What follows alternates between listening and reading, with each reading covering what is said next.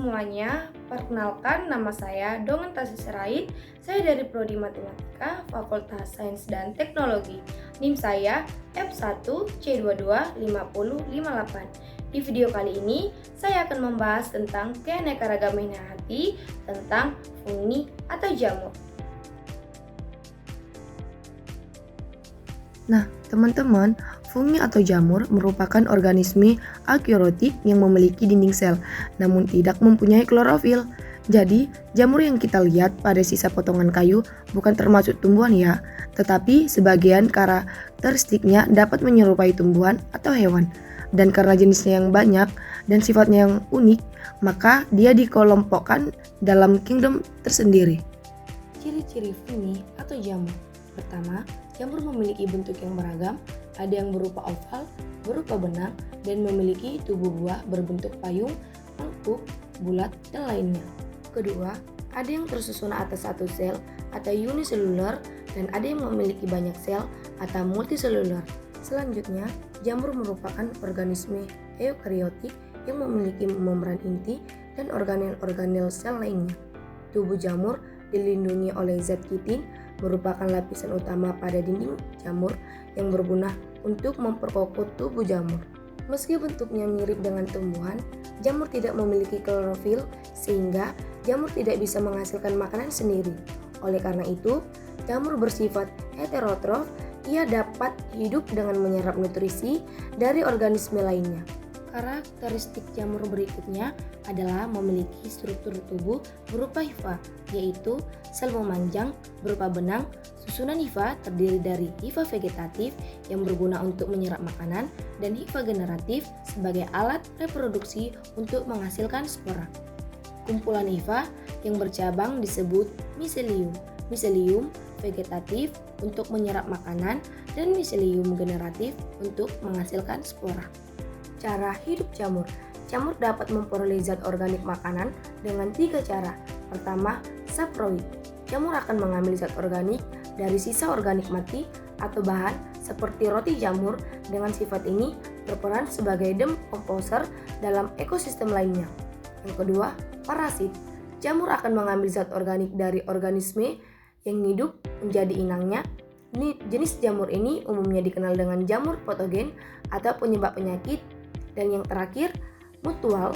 Jamur mengambil makanan dari organisme hidup tetapi saling menguntungkan, seperti pada jamur yang bersimbiosis dengan ganggang biru membentuk lisen atau lemut kerak.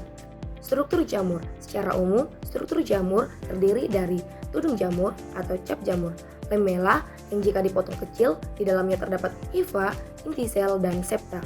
Kemudian pada tangkai jamur ada cincin, stipe atau tangkai buah, volva, dan kumpulan cabang hifa miselium pada bagian bawah jamur.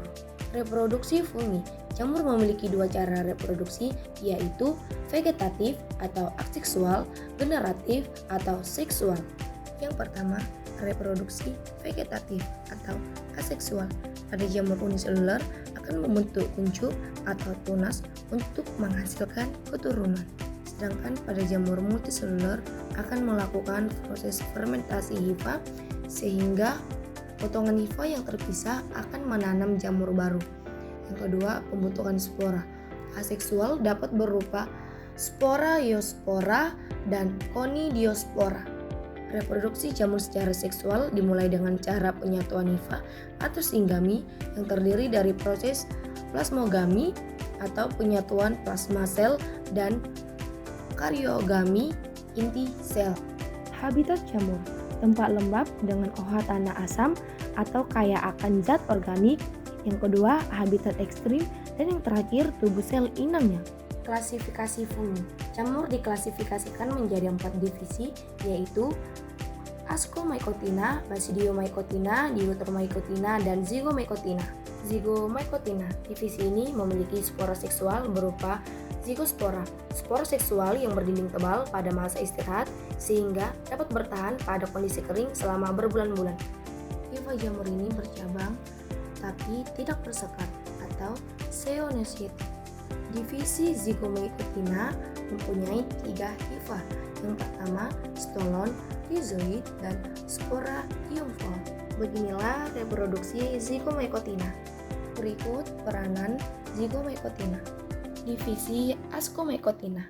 Divisi ini memiliki hifa bersekat dan berinti banyak, bersifat saproid dan parasit, menghasilkan spora dalam aksus. Setiap aksus mengandung 8 spora. Aksus-aksus berkumpul membentuk ascocarp. Bentuk-bentuk ascocarp. Beginilah reproduksi Ascomycotina. Berikut peranan Ascomycotina. Divisi Basidiomycotina. Basidiomycotina berupa jamur multiseluler dan makroskopis. Struktur tubuhnya berupa pileus, lamella, annulus, stipe, volva, dan miselium. Hifa bersekat, bersifat saproid dan parasit. Mempunyai badan buah atau basidiokarp, tempat pembentukan basidium. Basidium tempat terbentuknya spora. Beginilah reproduksi Basidiomycotina. Berikut peranan Basidiomycotina sebagai bahan makanan dan sebagai parasit pada tumbuhan. Dan yang terakhir divisi Deuteromycotina. Kelompok jamur ini memiliki hifa yang bersekat-sekat dan dinding selnya dari zat kitin. Umumnya berukuran mikroskopis, bersifat saprofit dan parasit. Dapat bersimbiosis dengan alga, membentuk leaves. Jika bersimbiosis dengan akar, tumbuhan disebut mycorrhiza. Perkembangbiakan jamur ini secara seksual dengan Conidiospora, Blastospora, dan Arthospora. Reproduksi seksual dalam divisi ini belum diketahui, sehingga disebut fungi imperfecti. Peranan Deuteromycotina. Inilah perbedaan filum fungi atau jamur. Sekian video dari saya. Terima kasih.